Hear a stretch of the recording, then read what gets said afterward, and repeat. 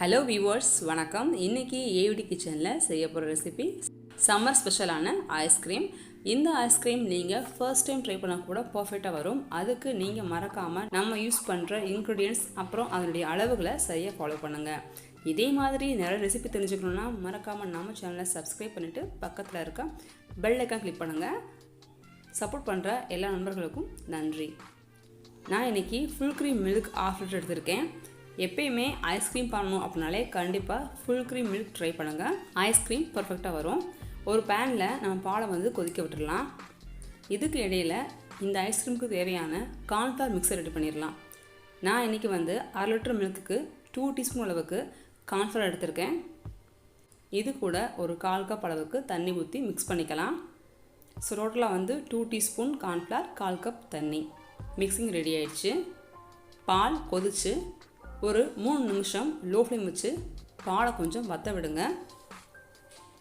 கொஞ்சம் பால் வற்றினதுக்கப்புறமா இது கூட 3/4 கப் அளவுக்கு சுகர் ஆட் பண்ணிக்கலாம்.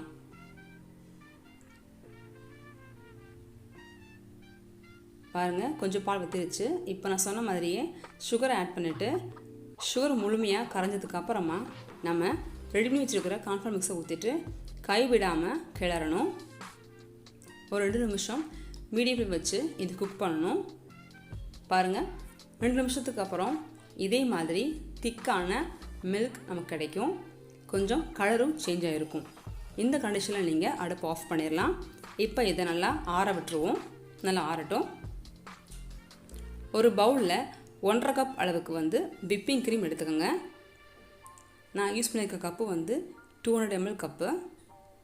கேக்கு நம்ம பீட் பண்ணுற மாதிரியே நல்லா பீக் ஃபார்ம் ஆகிற அளவுக்கு இந்த க்ரீமை நல்லா பீட் பண்ணி எடுத்துக்கலாம்.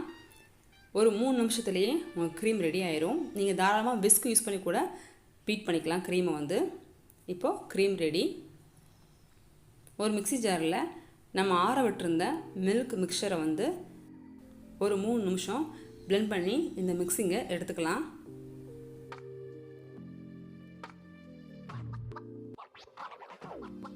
இப்போ பிளெண்ட் பண்ண மிக்சரை ரெடி பண்ணி வச்சுருக்கிற க்ரீம் கூட ஆட் பண்ணிவிட்டு நமக்கு விருப்பமான எசன்ஸ் ஆட் பண்ணிக்கலாம்.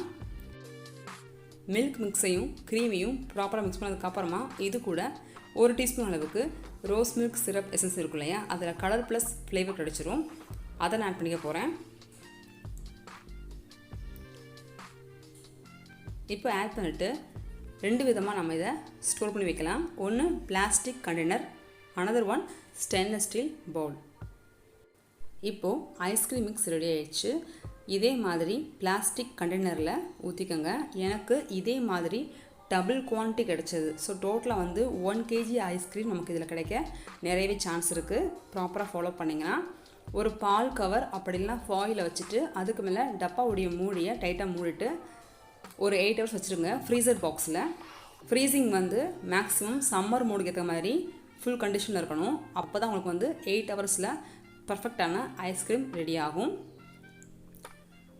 இது மட்டும் இல்லாமல் ஸ்டெயின்லெஸ் ஸ்டீல் பவுல்லையும் நான் இன்றைக்கி செக் பண்ணி பார்த்தேன். பர்ஃபெக்டாக கிடச்சிது.